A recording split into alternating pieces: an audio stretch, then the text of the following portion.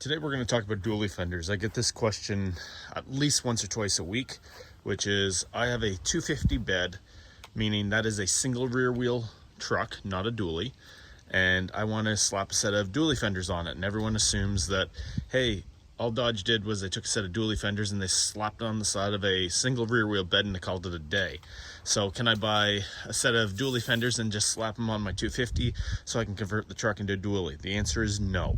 So when you have this dually fender that's on here, this is not something that's just a matter of, hey, I'm going to slap it on, and here's why. So this is a single rear wheel bed. Whether it's a short box or an 8-foot box, it's irrelevant. Doesn't change anything in regards to this. Your wheel opening between here and here is different than a dually. This is a dually.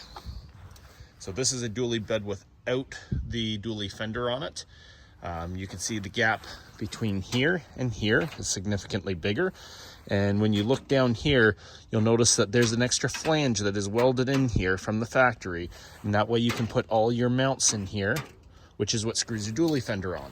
So let's really take note how you can see this whole section in here. And now let's go back over to this one. You notice you can't even see that part of the wheel arch. This is how much is different. So we're going to take a measuring tape here just for everyone's education. So if we measure here, basically across the top, we come to 37.5 inches. When we come over to this one, let's get the measuring tape here to cooperate, and we come across the top here, we're 44 inches. So as you can see, this is quite a big difference between that and that. That is why you can't just take a dually fender and mount it to your 250 bed.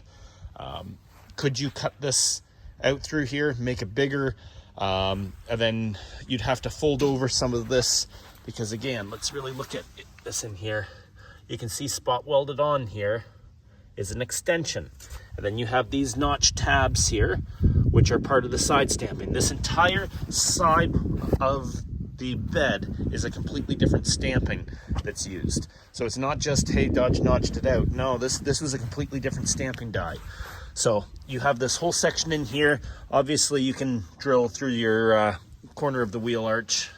That's not a big issue, but yeah, I mean, all your mounts and all, that's definitely very different. So if you're truly wanting to convert to a dually, highly recommended you grab yourself a dually bed.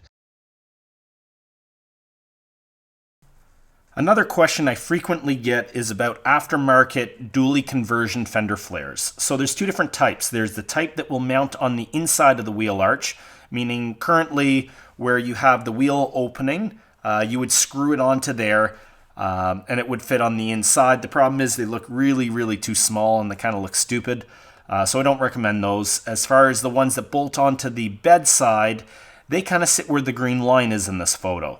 So you have a adapter fender, so to speak, that screws onto the side of your body, but the problem is this material that's between that green line and where your tire would sit.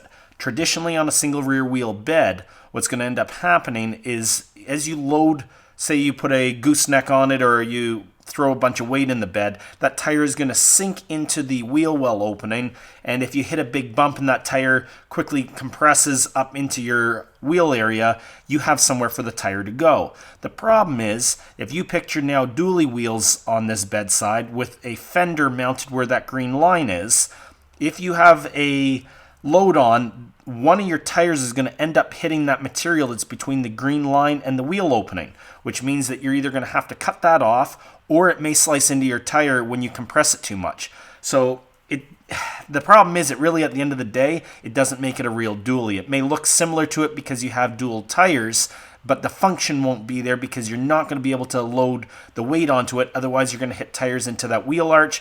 You're going to see that wheel arch when you look under it, or at very worst, you may have to chop it off. But if you're chopping that, you may as well do a proper conversion and make it a proper dually bed.